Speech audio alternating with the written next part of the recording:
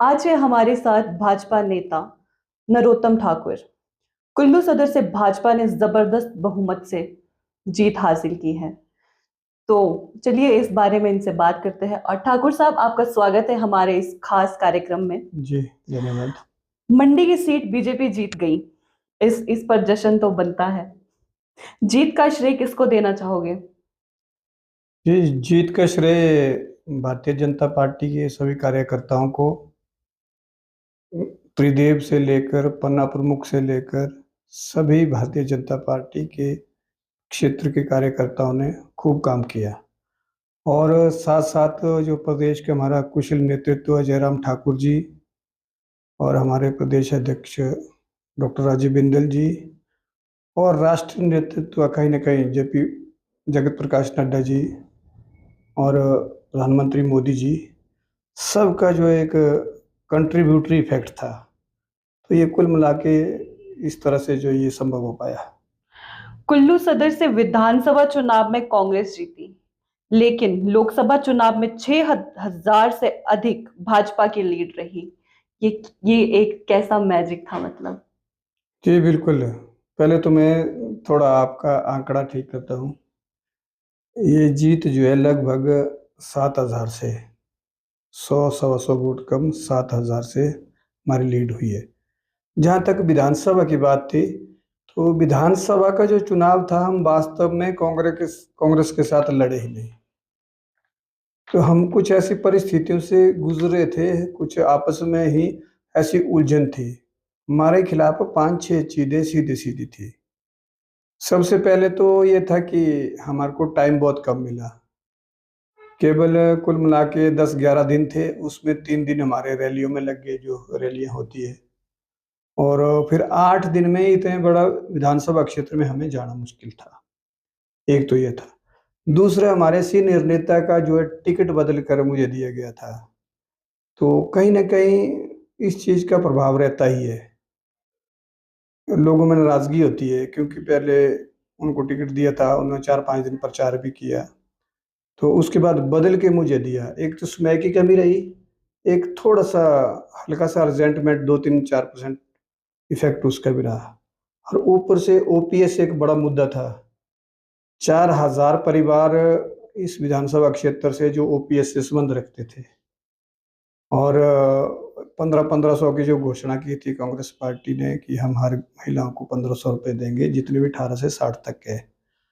और एक और बात थी कि हमारी पार्टी के 2 कैंडिडेट थे, उसके कारण से हमारा वोट जो है डिवाइड हो गया। उन्होंने भी, जो हमारे पार्टी के ही पूर्व में महामंत्री रहे हैं, प्रदेश के उपाध्यक्ष रहे हैं, और पार्टी में चेयरमैन थे इलेक्शन होने से कुछ दिन पहले तक, तो उनका भी कहीं ना कहीं प्रभाव था। वो भी 12,000 वोट ले गए। तो कुल मिला के मैं समझता हूँ कि उसमें भी हमारी हार नहीं है, वो जीत ही थी। क्योंकि हम लोगों के बीच जा ही नहीं पाए, अपनी बात को रख नहीं पाए, जो थोड़े नाराज थे उनको मना नहीं पाए। तो अभी क्या था कि खुला टाइम था, हम लोगों के बीच गए, लोगों से बातचीत की। और कहीं ना कहीं प्रधानमंत्री मोदी जी को भी का भी प्रभाव था, लोग उनको प्रधानमंत्री बनाना चाहते थे। जयराम ठाकुर जी की भी लोकप्रियता थी। और भारतीय जनता पार्टी की जो कैंडिडेट हैं, कंगना जी, उनको भी ऐसा कोई परिचय देने की मोहताज नहीं थी। सब उनको जानते थे, उनकी फिल्में देखी थी, उनकी अपनी भी पॉपुलैरिटी थी। तो ये सारी बातें थी, इस वजह से जो है भारतीय जनता पार्टी को यहाँ जो है प्रचंड बहुमत मिला। जी। टिकट भाजपा ने अचानक कंगना रनावत को दे दिया। टिकट के चाहने वाले कुल्लू से भी थे। तो आपने ये सब चीजें एक साथ कैसे संभाली? मतलब इतनी सारी चीजें, जैसे हो सकता था बीच में आपस में ही काफी सारे वार्तालाप हो जाते, तो मतलब आपने इसको किस तरह से संभाला सारी जी परिस्थिति को? बिल्कुल, होता ही है कि टिकट के चाहने वाले तो सभी होते हैं। सभी कार्यकर्ताओं का अधिकार भी होता है। जो पार्टी के कार्यकर्ता हैं, सबको चुनाव लड़ने का अधिकार होता है। तो हमारी पार्टी का और हम सब का मानना है कि टिकट लेने तक लड़ाई जो है मानी जा सकती है। जब एक बार टिकट डिसाइड हो गया, पार्टी ने डिसाइड किया, तो फिर सबको उसके साथ चलना पड़ता है। क्योंकि हम मानते हैं कि पार्टी हमारे भगवान की देवता जैसे ही है, कि पार्टी का निर्णय कभी गलत नहीं हो सकता। कभी कभी तो हम भगवान और देवताओं के निर्णय से भी खुश नहीं होते, अगर हमारे हिसाब से निर्णय नहीं हुआ तो। इसी तरह पार्टी का निर्णय भी हर व्यक्ति के हिसाब से नहीं हो सकता। पार्टी के जो शीर्ष नेता होते हैं, वो बहुत सारी चीज़ें स्टडी करके जो है निर्णय करते हैं। वो फ्यूचर के हिसाब से देखते हैं और बहुत सारी चीज़ें जो ऐसे कहीं भी नहीं जा सकती, इन सारी चीज़ों को देखते हुए निर्णय होता है और जो पार्टी का निर्णय होता है वो बिल्कुल हमेशा सही होता है।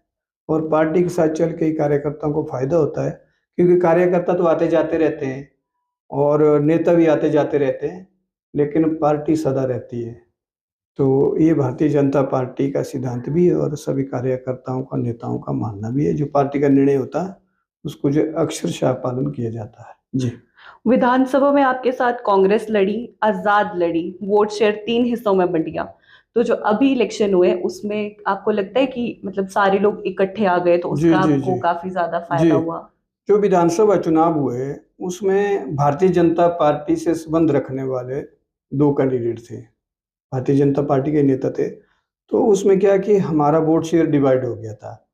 उसके बावजूद भी हमारा तो ठीक मुकाबला रहा और इस बार क्या है कि जो लोग भारतीय जनता पार्टी के डिवाइड हो गए थे, वो सब लोग वापिस आए। हमने एक-एक करके सबसे बातचीत की और सबने माना कि हम तो भारतीय जनता पार्टी के ही हैं, हमारा विचार भारतीय जनता पार्टी का विचार कभी बदल नहीं सकता है। तो इसलिए हम जो है पार्टी में ही रहेंगे। उस वक़्त कुछ कन्फ्यूज़न थी ऐसी, टिकट होल्ड था, फिर पहले हमारे सीनियर नेता को दे दिया, फिर चेंज किया। उस कन्फ्यूज़न की वजह से जो है ऐसा सारा ये सब कुछ हो गया था। लेकिन जब सबसे बातचीत हो गई, लगभग 99% लोग जो है वो वापिस आए। मुझे लग रहा है मुख्य वजह यही है कि जो हमने यहाँ पर 7,000 की लीड ले ली। जी। ठाकुर साहब, यही 7,000 की लीड अगर 2027 के विधानसभा चुनाव में बरकरार रही तो आने वाला रिजल्ट कैसा होगा 2027 का? जी, बिल्कुल। ये जो 7,000 की लीड है, ये 2027 तक बरकरार नहीं, इससे जो है बहुत ज़्यादा बढ़ेगी। मैं सोचता हूँ डबल हो जाएगी। क्योंकि भारतीय जनता पार्टी का ग्राफ लगातार बढ़ रहा है और कहीं न कहीं कांग्रेस का भी कंट्रीब्यूशन है। पिछले 1.5 साल में उन्होंने एक भी काम गिनाने के लिए नहीं किया है। जो वायदे किए थे, जिनको गारंटी का नाम दिया था, तो गारंटी शब्द को ही उन्होंने बदनाम किया है। जब भी हम किसी को आश्वस्त करते हैं, किसी को विश्वास दिलाना चाहते हैं, क्रेडिबिलिटी बढ़ाना चाहते हैं, तो हम यही कहते हैं कि भाई साहब, ये मेरी गारंटी है, आप मेरी बात मानो। जब गारंटी बोलते हैं हम तो समझो कि ये सच बात है। लेकिन कांग्रेस ने इस प्योर शब्द को, इतने सात्विक शब्द को भी बदनाम किया है। गारंटी बोल के लोगों को ठगा, महिलाओं को ठगा, भोली-भाली महिलाएँ दफ्तरों के चक्कर काट रही हैं। 1.5 साल हो गए उनको, फिर से ठग रहे हैं और नौजवानों को छला, उन्होंने कहा कि हम सरकारी नौकरी देंगे। 1.5 साल से किताबें, कॉपी लेके घर में पढ़ने बैठे हैं, पेपर की तैयारियाँ कर रहे हैं। उन्होंने तो भर्ती करने वाले संस्थान भी बंद कर दिए हैं। तो मुझे लग रहा है कांग्रेस की जो ये स्थिति है, ये भी एक हमारे लिए कंट्रीब्यूटरी है। उनका जो नॉन परफॉर्मेंस है, लोग उनसे दुखी है और ये जो लीड है 7,000 नहीं, ये 15,000 से ऊपर जाएगी, ये बिल्कुल निश्चित है। जी। भाजपा को जिला कुल्लू में लोकसभा चुनाव में बरकत मिली। जी। भाजपा को कुल्लू में लोकसभा चुनाव में बरकत मिली, तो क्या लगता है लोगों को अभी जो सुक्खू सरकार है, क्या लोग उनसे खुश नहीं है? बिल्कुल, लोग जो है उनसे बिल्कुल भी खुश नहीं है। क्योंकि वर्तमान जो प्रदेश की सरकार है, जैसा मैंने पहले कहा कि उन्होंने विकास के लिए एक भी इंच काम नहीं किया, एक भी स्टेप नहीं उठाया। बेशक उन्होंने 20,000 करोड़ का ऋण लिया, लेकिन 20,000 करोड़ उन्होंने कहाँ लगाया, वो कहीं दिख नहीं रहा है।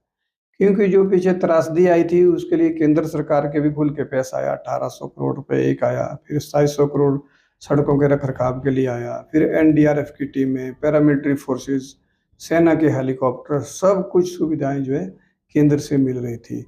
उसके बावजूद भी 20,000 करोड़ ऋण इस सरकार ने लिया, तो वो कहाँ लगा, ये उनको बताने को नहीं है। केवल मात्र अपनी सुविधाओं के लिए इतने छोटे से प्रदेश में एक उप मुख्यमंत्री, 6-6 सीपीएस, चेयरमैन तक को कैबिनेट का रैंक का दर्जा दे दिया और कैबिनेट रैंक का दर्जा देने का मतलब कि कैबिनेट रैंक की सुविधाएं एक चेयरमैन तक को भी मिलेगी।